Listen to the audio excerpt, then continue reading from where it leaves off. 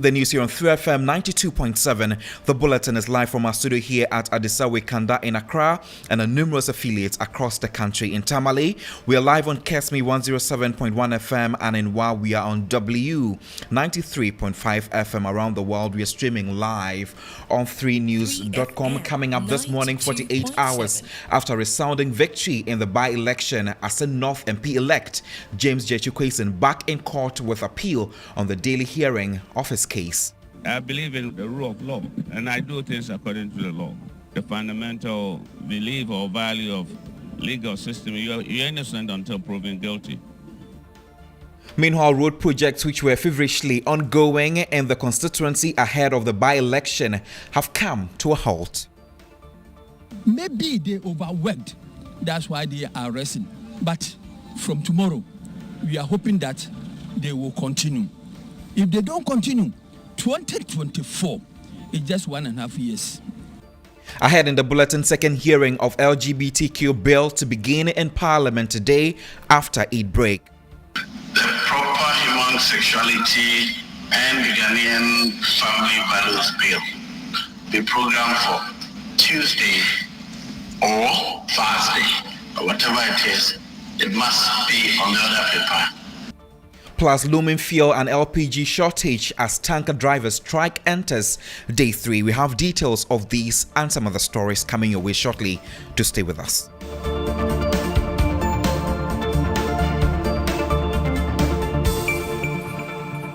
My name is Godwin Asediba. Let's begin the bulletin from here. James J. Chukwuesin faces up to 10 years in prison. He found guilty of 5 criminal charges. The Asin North Member of Parliament elect has been charged with deceit of a public officer, forgery of a passport, knowingly making a false statutory declaration, perjury and false declaration.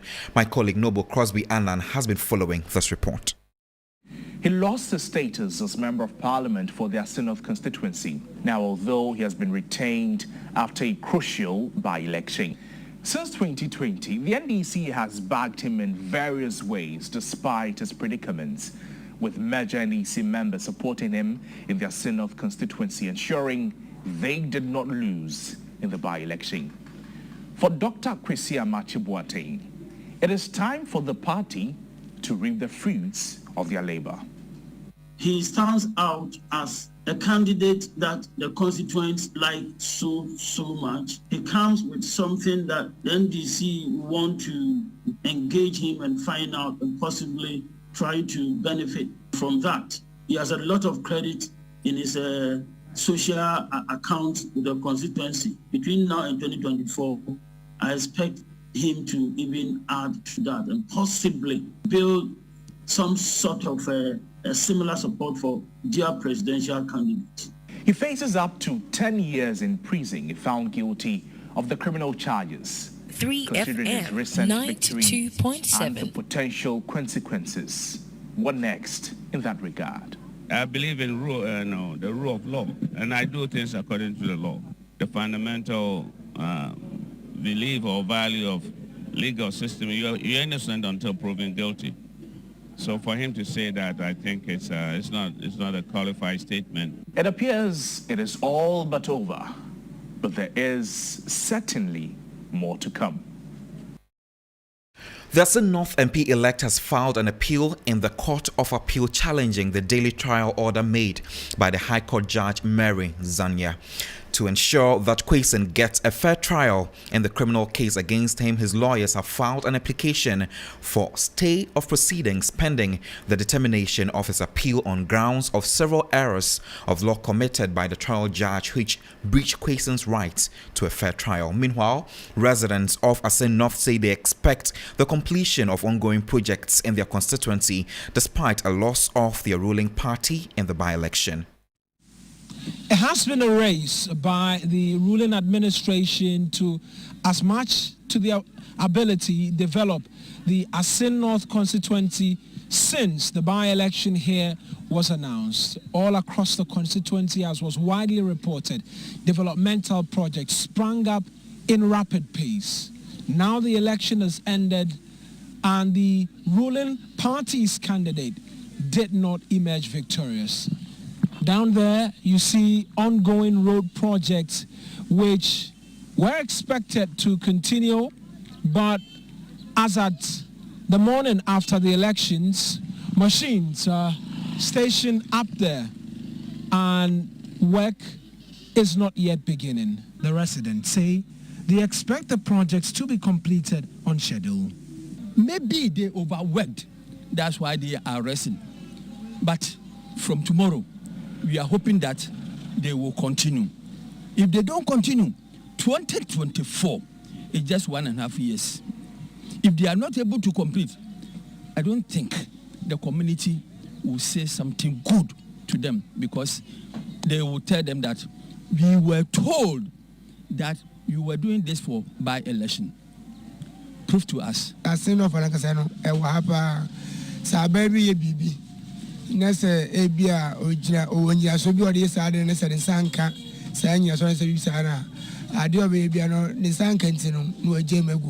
Governments oftentimes do not see to the completion of their projects. It's because they were not rewarded in terms of votes. We hope you will be able to see to the completion of the projects.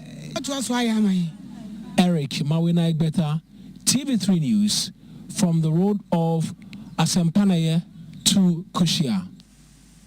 Let's head to Parliament now. Parliament this morning will begin a second reading of the controversial anti-LGBTQ bill. This follows a directive by the Speaker of Parliament, Alban Bagbin, for the Business Committee to schedule the bill despite two legal challenges against it. Parliament's Constitutional and Legal Affairs Committee has recommended the approval of the bill, albeit with some variations. Speaking on the floor of Parliament on Friday, First Deputy Speaker Joseph Osei-Owusu announced the directive of Speaker Bagbin and said it must be complied with or without fail. There are two matters. One, the study orders committee's report should be programmed for Thursday. So please take note and have it programmed for Thursday. Two, the proper human sexuality and Ghanaian family values bill be programmed for Tuesday or Thursday. Whatever it is, it must be on the other paper next week. And on Tuesday, the motion for second reading of that bill should be programmed for Tuesday or Thursday. These are the directives of Mr. Speaker. The strike by the Tanker Drivers Association has entered day 3 with the fear of a looming petrol and LPG shortage. The association is protesting over poor roads leading to the various depots. The Association of Oil Marketing Companies urges government to prevent a potential crisis. My colleague George Quaining has been on this beat and reports.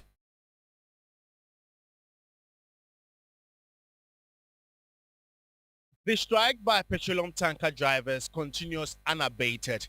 Experts say this is an economic issue that has dire implications. These depots here have consignment in them. In order to attend to the vessels, we need to actually lift the consignment in here to create space for whatever content the vessels are bringing. But that is not the case. The more these vessels wait, the more demurrages these depot managers pay. The cost can be very high, and they can have even a daily rate that they'll pay. Could be thousands of dollars. That's not the only cost they will attract. They attract other costs as well. The Association of Oil Marketing Companies is worried about the strike and is calling on government to swiftly intervene to ensure the worst doesn't happen. This one is not a business where you say that I've missed this one, I'm going to double the volume. It's not going to happen. People will just be prudent in using the fuel. The quantity will dip. Hence government revenue and then also our revenue. So it's not good for everybody. Let's head to the Ashanti regional capital now, because an electrician has met his premature death after he was electrocuted on an electric pole around the True Vine Hotel in Kumasi. The man, who is yet to be identified, is said to have been hired to fix an electrical fault on the pole. Here's our Ashanti regional correspondent William Evans Inkum report. We'll bring you that report subsequently in our bulletins, but if you log on to 3news.com, you'll get to read about it and have all all the details regarding the particular report. To other stories, the Western Regional Office of the Electricity Company of Ghana says it intends arresting and prosecuting some 6 individuals from Ejinamambwa, Bakam, a suburb of Sekondi, over power theft. These 6 had illegally bypassed their meters and were enjoying free power. This had resulted in 2 of their meters being burnt. Speaking to the media, the Regional Revenue Mobilization Manager, John Kwesi said a formal report would be made by the police for them to be arrested and prosecuted. The Regional Revenue Mobilization Manager, John Kwesi cautioned the public to desist from such illegalities. We'll let the law take its natural course. Now, once this amounts to sealing of power, we'll hand them over to the police, for them to be prosecuted. This particular meter, they've also bypassed the measuring elements in it by tapping power from the mains. The main service cutout, that is up there, so they are also using power without paying. Aggrieved customers of Gold Coast Fund Management are demanding answers from the Economic and Organized Crime Office, IOCO, which has allegedly failed to produce a server needed for an ongoing court case. In a statement, convener of the group, Charles Nyame, said that the server, which belongs to the Gold Coast Fund Management Company, contains backup data of its investors and was confiscated by IOCO after the company's operational license was revoked in November 2019. However, during a court session on June 21, 2023, in a liquidation case between the registrar of the companies and Blackfield Capital Fund Management Limited, it was revealed that the server in IOCO custody had gone missing. The aggrieved customers are concerned that the missing server could hinder their efforts to recover their investments. Charles Nyame is the convener of the group. We are telling the government that since the server was in the custody of government and the government is telling the court that the server is missing, then we are telling the government that the government has no grounds to hold our payment to ransom with any condition of secure liquidation order before it can pay us. We don't care if the server is missing, because when it comes to establishing our figures, it has already been done through validation with that same server by the PwC. It is court that needs that server. So if the government says that it has missed the server, which is going to delay the court process, which the government has used as a condition to our payment, we are telling the government that the government has no grounds to hold our payment to ransom. The government should go ahead and advance payment through the approved bailout package of the remaining 5.5 billion and disburse it to us before we roll our anger on the government, because we have seen that this is a deliberate ploy of the government to deny us from our payment. And that's all we have for you this morning. For more news, log on to 3news.com. Also get interactive with us on all social media platforms on Facebook, Instagram, and on Twitter. The name is 3FM 92.7. My name is Godwin Asediba. The show continues shortly. To stay with us.